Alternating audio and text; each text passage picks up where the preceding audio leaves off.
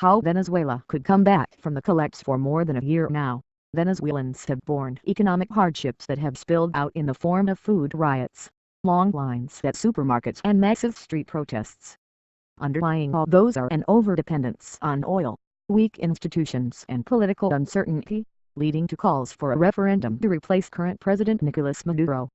The oil-producing country has been battered by slumping world oil prices and excess supply since 2015, and the outlook isn't encouraging on that front. Maduro has refused foreign aid, presumably because accepting it will weaken his political credibility. Political uncertainty with the country's National Assembly has also hindered a much-needed overhaul of Venezuela's institutions and police forces. Much as it looks doomed, Venezuela could have respite and recovery from its woes, say experts. The time is ripe for the country's opposition parties to force a recall referendum, preferably this year. In the short term, the country must also accept foreign aid to alleviate the immediate economic crisis, and in the longer term, a new government should focus on reducing dependence on oil. A worsening crisis. Venezuela's economic situation is grim, to say the least. The average Venezuelan spends 35 hours each month waiting to buy food, according to a July Associated Press report. The study by Simon Bolivar University found that 9 in 10 people say they cannot buy enough food. The story adds, inflation has reached 700% as the country continues its recession, and basic food and medicine are in severely short supply, according to a September 1 Guardian report.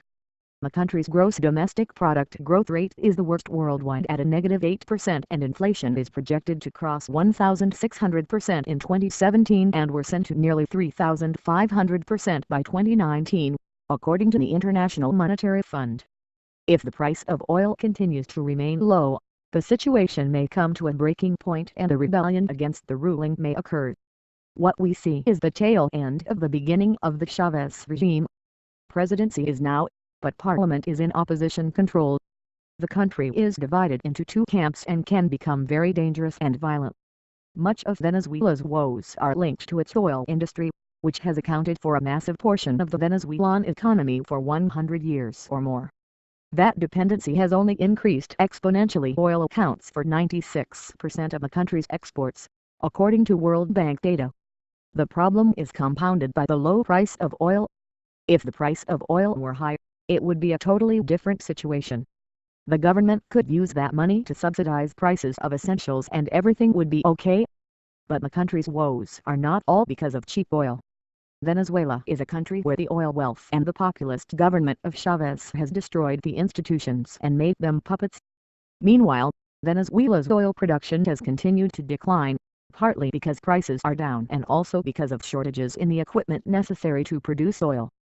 Their economy has collapsed and their oil production capacity with it. He says that can rebuild, but it is only going to rebuild to the degree that there is demand to purchase that, and the price point is high enough to justify the new investment that is going to be needed.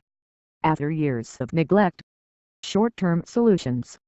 The government could take concrete action in specific ways that it hasn't done so far. One of those moves is to correct its tremendously skewed exchange rate that it has maintained for more than a decade, has only aggravated the fiscal crisis in Venezuela. He notes that a wide gap exists between the official exchange rate of the Venezuelan currency and the black market rate, which he says creates more incentives for corruption and causes shortages. The short-term fix is aid. Although Venezuela has said it will not accept aid, he notes that it is currently hosting a 6-day summit of the 120-country non-aligned movement that began yesterday in the island of Margarita. He suggests Venezuela should pursue different kinds of partnerships that could be framed not as aid necessarily and are not from the US or Western Europe. Those partnerships could bring some temporary relief and economic investments, he adds. Characterized Venezuela hosting the NAM summit as political showmanship, where it wants to convey that Venezuela is not isolated as it is being portrayed in the US and on social media. However, he says the government is in such a weakened position that even former supporters have turned against it. People who've been historically pro-government. Maduro's refusal to accept aid from foreign countries is understandable in view of his domestic credibility. To suggest that there is a humanitarian crisis would mean complete failure in every capacity he would have as commander of Venezuela's economy. Yet on the other hand, that the crisis is severe, especially as it relates to shortages of medicines and food. If we were having this conversation a few years ago, Venezuela would have been thought of as a developed, largely Western economy and a place where people live normal lives. The country has not spent the last 20 years in famine and economic hardship, or accepting aid, he notes. It would be a radical transformation for how Venezuela understands itself.